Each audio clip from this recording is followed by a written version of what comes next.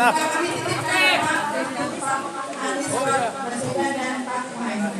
kasih, Bu. Buat Pak Amin sama Pak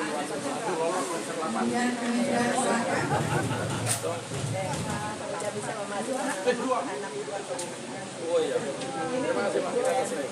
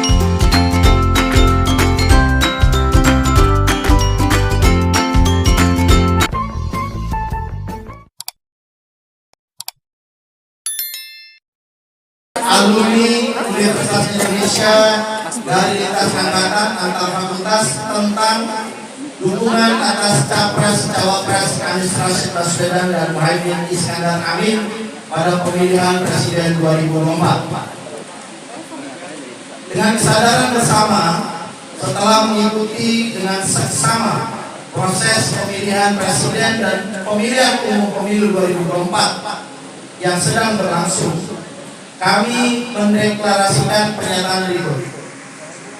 Sebagai alumni Universitas Indonesia, ditanamkan nilai-nilai yang sesuai moto kami, veritas, probitas, dan justitia, yang artinya kebenaran, kejujuran, dan keadilan dalam setiap tahapan proses kehidupan bernegara.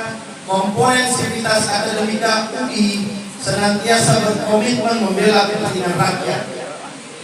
Dalam sejarah kejatuhan kekuatan Orde Lama sejak pengkhianatan G30 SPKI hingga dimulainya pemerintahan Orde Baru dan sejalan perkembangannya, kita terus melakukan kontrol sosial kepada Orde Baru hingga berakhirnya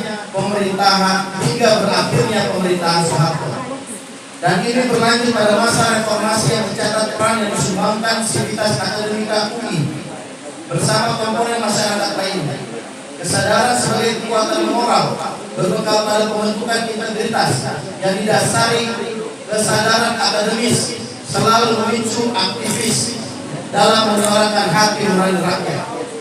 Kami, alumni UI, menjalani masa reformasi setelah jatuhnya Soeharto yang dilanjutkan pemerintahan reformasi yang mendobrak sistem pemerintahan lama berdasarkan tuntutan yang disuarakan mahasiswa, yaitu mengembalikan kehidupan demokrasi, akhirnya pemerintahan otoriter, membangun kehidupan politik dengan kebebasan, mendirikan partai politik, berkembangnya institusi penegakan hukum seperti Komisi Yudisial, Mahkamah Konstitusi, Komisi Pemberantasan Korupsi, telah menimbulkan harapan tercapainya cita-cita negara yang dirumuskan dalam pembentukan Undang-Undang Dasar 45, yaitu membangun sebuah pemerintahan yang melindungi segenap bangsa Indonesia dan seluruh keluarga Indonesia, memajukan kesejahteraan umum, mencerdaskan kehidupan bangsa, dan ikut melaksanakan ketertiban dunia yang berdasarkan kemerdekaan, perdamaian abadi, dan keadilan sosial. Dalam perkembangannya perjalanan pemerintahan pada dekade terakhir, baik di cabang eksekutif, legislatif, dan yudikatif, telah melenceng dari nilai-nilai yang diperjuangkan pada awal reformasi. Hal itu dampak dengan nyata melalui berbagai kebijaksanaan pemerintah yang mencederai tujuan reformasi. Kehidupan parpol dengan sistem koalisi telah menghilangkan peran parpol dalam menampung suara rakyat. Pimpinan parpol hanya mempertimbangkan kepentingan kelompoknya mendukung kekuasaan pemerintahan, kehidupan DPR dan MPR sebagai perwakilan masyarakat terbelenggu. Tampak pada inisiatif pembentukan undang-undang termasuk melalui peraturan pemerintah mengganti undang-undang Perpu yang prosesnya di parlemen berlangsung secara singkat. Kekuasaan pemerintah yang mengajukan berbagai inisiatif pembentukan undang-undang yang kemudian otomatis disetujui tanpa ada pembahasan yang mendalam di parlemen. Semangat perlawanan terhadap kejahatan korupsi semakin lama dikendorkan dengan menempatkan KPK di bawah kekuasaan eksekutif, sehingga independensi KPK untuk menangkap setiap pelanggaran menjadi hilang. Pimpinan parpol anggota koalisi yang tersangka dalam berbagai kejahatan korupsi dijadikan alat presiden mengendalikan parpol agar efektif mendukung keinginannya berkuasa. Kehidupan di bawah kebijakan sentralistis pemerintah tanpa adanya kontrol dan kesepakatan solid dengan parlemen telah mengikis hal-hal prinsip dalam mengatur kehidupan kebangsaan. Dalam mempersiapkan generasi masa depan, industri yang bersaing, berdaya saing yang berdasarkan kemampuan riset dan inovasi, pemanfaatan sumber daya alam untuk menopang pertumbuhan industri telah dikabulkan dengan program hilirisasi sempit yang menguras pertambangan oleh pelaku pasar.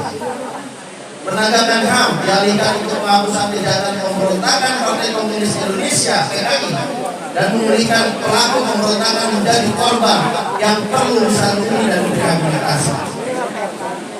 Kembalikan prinsip-prinsip tersebut dapat ditelusuri melalui kebijakan jangka panjang dalam pendidikan, riset dan kesehatan yang berbasis pada terbangunnya kapasitas kemampuan dalam negeri, sebagaimana yang terjadi di negara-negara maju seperti G20, yang Indonesia menjadi anggota di anggotanya. Kehidupan riset inovasi dilebur dan dibubarkan oleh kementerian yang membawahi selama puluhan tahun mendegradasi status kelembagaan, padahal yang menjadi dasar persoalan adalah rendahnya anggaran yang dialokasikan.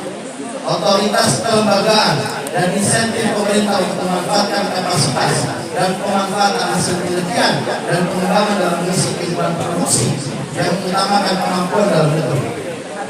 Kehidupan di sektor kesehatan ditata dengan mengabaikan elemen penting tenaga kesehatan, organisasi profesi, sistem kesehatan nasional,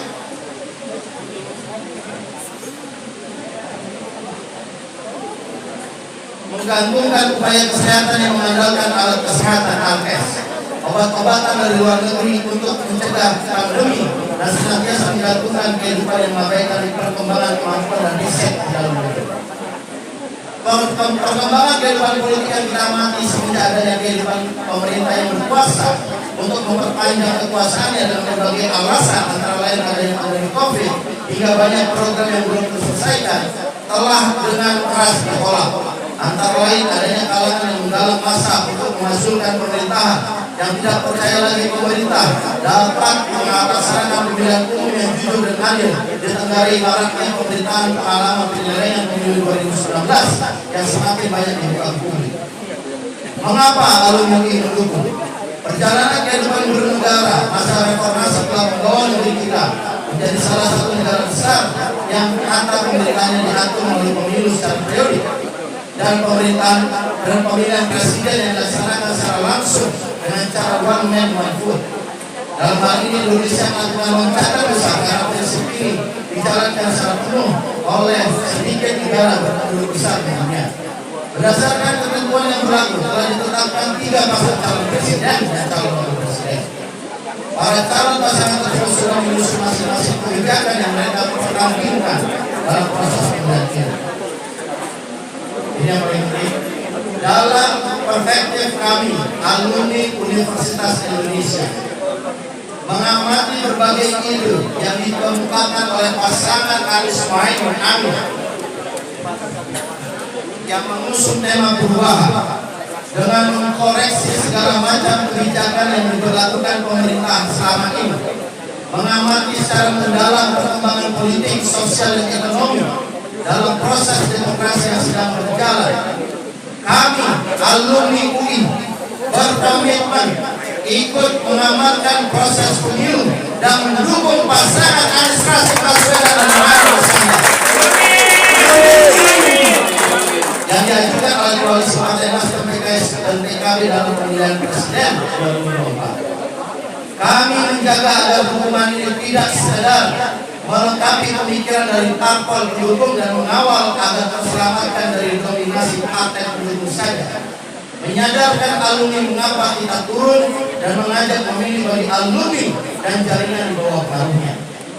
Intinya, kami alumni UI mendukung perubahan. Ikut serta mensosialisasikan kepada masyarakat agar memberikan hak suara dan menghindari adanya boykot atau golput pada Pilpres 2024. Kami mengajak seluruh lapisan masyarakat, pekerja swasta, ASN, guru, petani, tenaga pengajar, tenaga kesehatan, dengan kapasitas sebagai alumni UI dan jaringan profesional yang dimilikinya untuk mengawasi pelaksanaan pemilu sampai di tempat pemilihan dan ikut mendukung menyelesaikan setiap masalah secara langsung di tempat pemungutan suara TPS. Alumni UI perlu berdiri tegak, mengukuhkan sikap kita yang independen berdasarkan nilai yang dikembangkan sebagai aktivitas akademika, membentengi kebijakan koalisi parpol pendukung Nasdem, PKS dan PKB serta partai lainnya hingga mencapai kemenangan.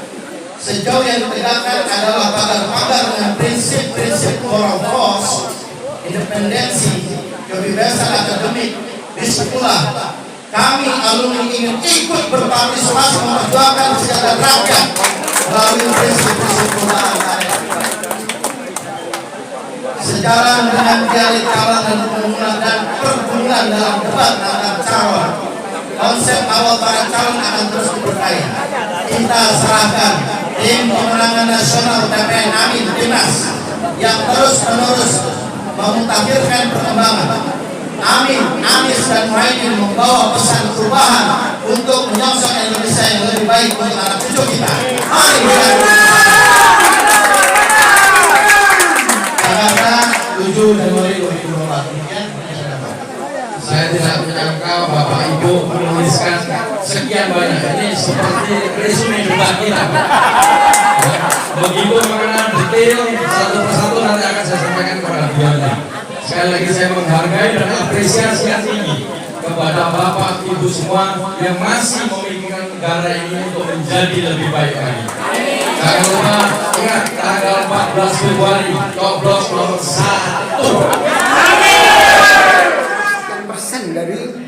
Dari alumni yang ada, ya.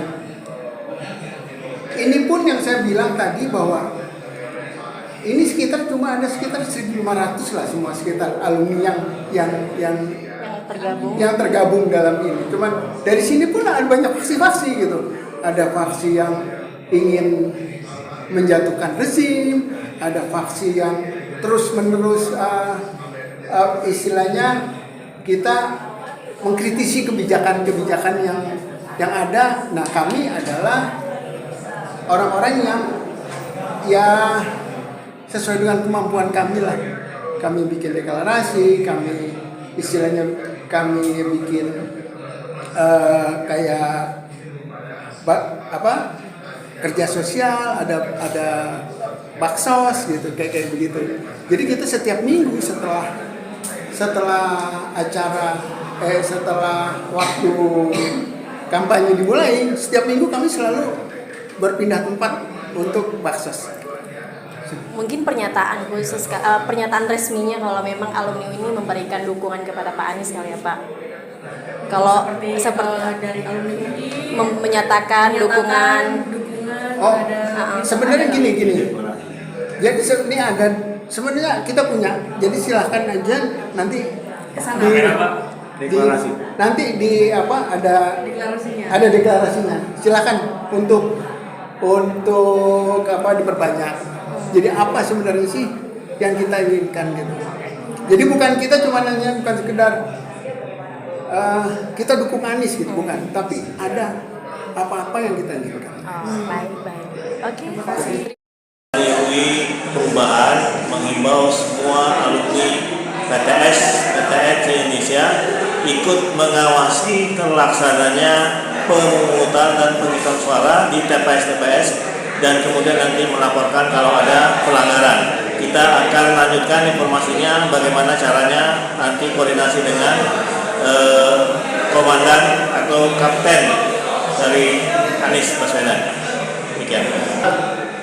Ya, alumni UI untuk perubahan ini menggabungkan semua alumni UI dari berbagai angkatan, berbagai fakultas dan jurusan yang memiliki aspirasi yang sama untuk melakukan perubahan.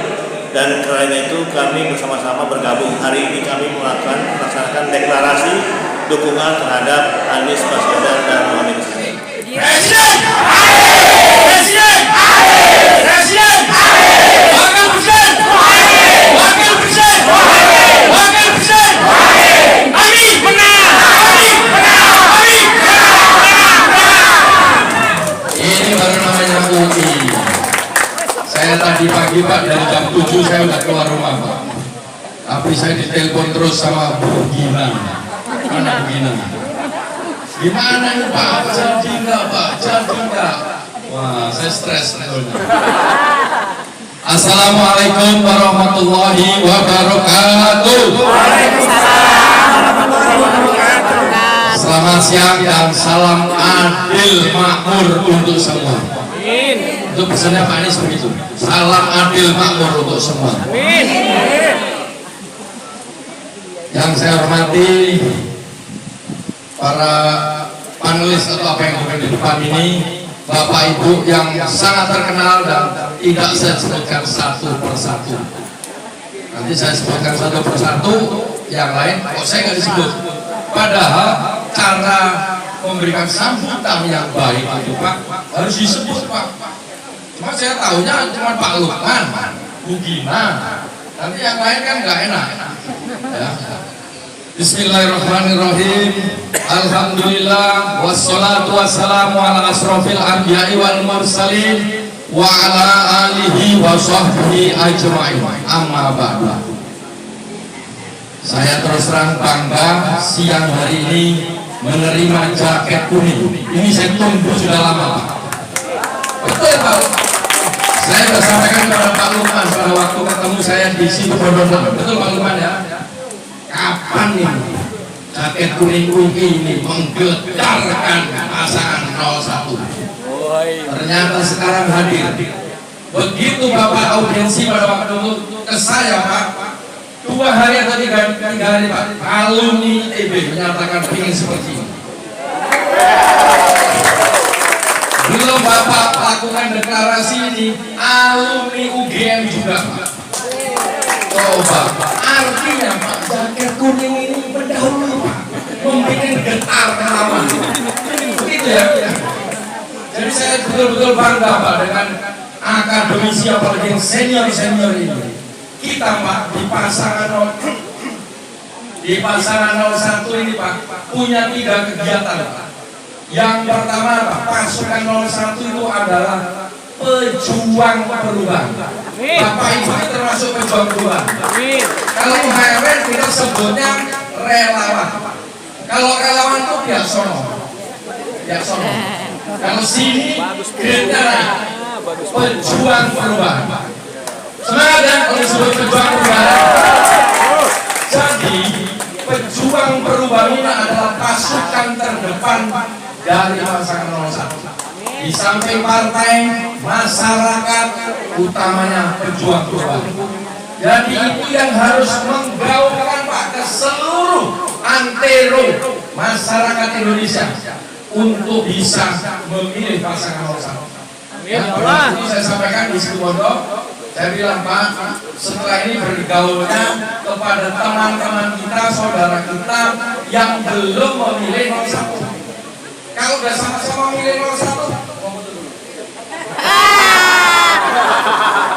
jadi kalau sudah sama-sama 01, ya sudah.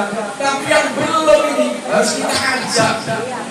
Jadi makanya tugas pertama kali Bapak Ibu ini ya, menggaungkan Pak Anies dan Pak Muhaimin.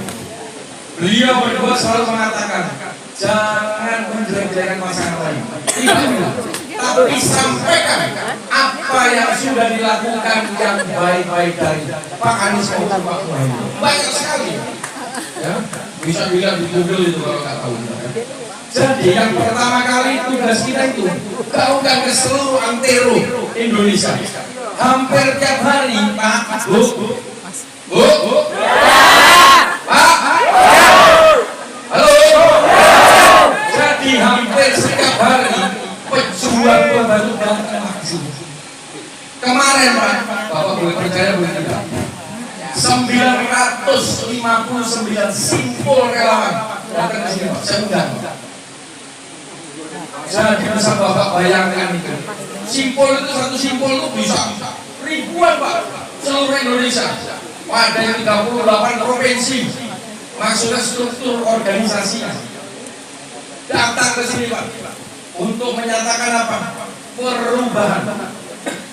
Jadi kalau Pak Anies mengatakan selalu begini Pak, pejuang perubahan itu tidak dibayar karena tidak bernilai, bukan karena tak ternilai. Ya, jadi perubahan itu betul-betul diperlukan dari masyarakat kita, para pejuang perubahan ini, sehingga kita dari hati kita untuk berjuang. Jadi yang pertama tadi tugas kita menggaungkan untuk memilih pasangan nomor 1. Yang kedua Pak, tugasnya menjadi saksi. Harus siap di tempat kita masing-masing, di mana kita berada. Jadilah saksi TPS kita. Mungkin dengar apa itu video saya viral itu kan. Jadi Pak, amankan saksi di TPS. Ibu TPS mana, Bapak TPS mana, datang, mulai pagi datang. Ya, bawa bekal sendiri. HP jangan lupa dicat, jangan lobet. Senjata kita HP untuk memotret, memvideo. Harus siap. Kita ini punya TPS kurang lebih 820.000 se-Indonesia. Banyak itu. Kalau saksi satu orang, saksi satu TPS itu 820.000. Tidak mungkin kita bisa memenuhi kalau tidak ada partisipasi dari Bapak Ibu ini. Siapa yang saksi? Siap. Saya perlu bangga ini. Siap jadi saksi nggak? Harus begitu. Semangatnya harus membara. Saya udah semangat juga saya begitu.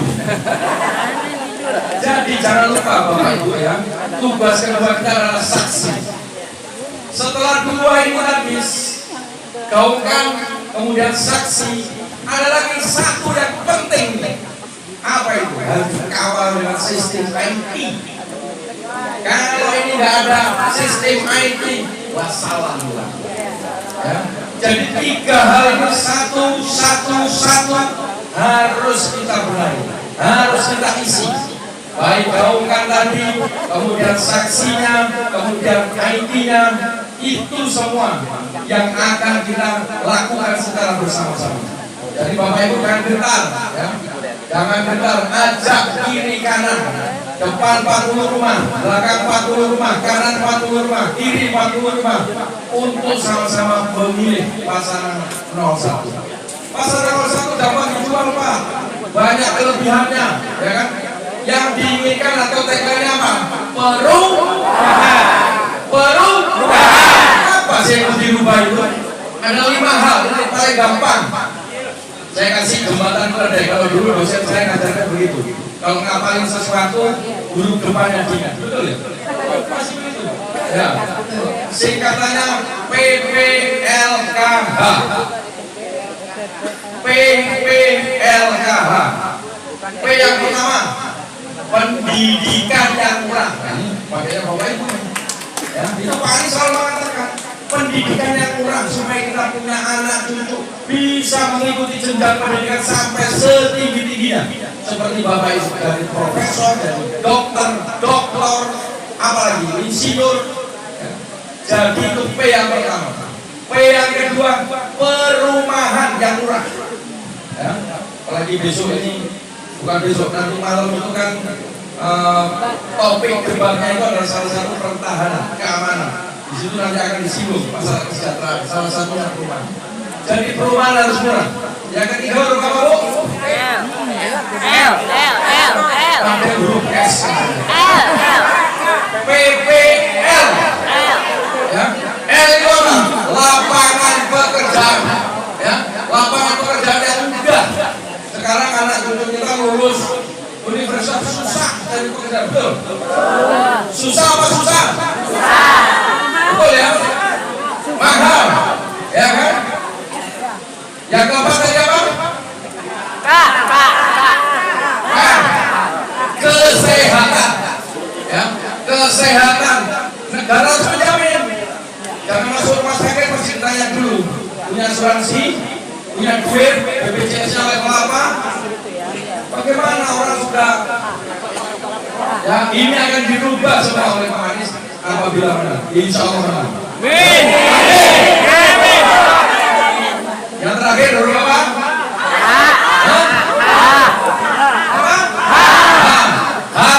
Harga terjangkau atau murah. Ya, selalu Pak Anies kan ngomongnya kalau kampanye itu harga mahal atau murah, gitu kan? Murah atau mahal? Mahal. Mau diteruskan apa enggak? Jadi perlu perubahan. Udah kayak Pak Anies ya. Karena contoh kita. Jadi perubahan 5 itu yang basic yang akan diubah oleh beliau. Saya yakin gelombang perubahan ini nggak bisa dibendung. Betul. Nggak bisa dibendung. Betul. Semua masyarakat berbondong-bondong. Ada lagi yang menyatakan begini, Pak, di daerah saya itu nggak ada balihonya kami. Ya. Nggak ada, Pak. Itu ada, saya bilang, di hatinya Bapak Ibu semua. Tapi jangan pesimis, yakin. Ada lagi yang bilang, Pak, saya door to door 4 rumah, nggak ada yang tahu amin. Baru keempat, kelima dan seterusnya itu amin semua. Saya bilang, door to door dan 4 rumah. Ya, jadi kita ini harus yakin, Bapak Ibu.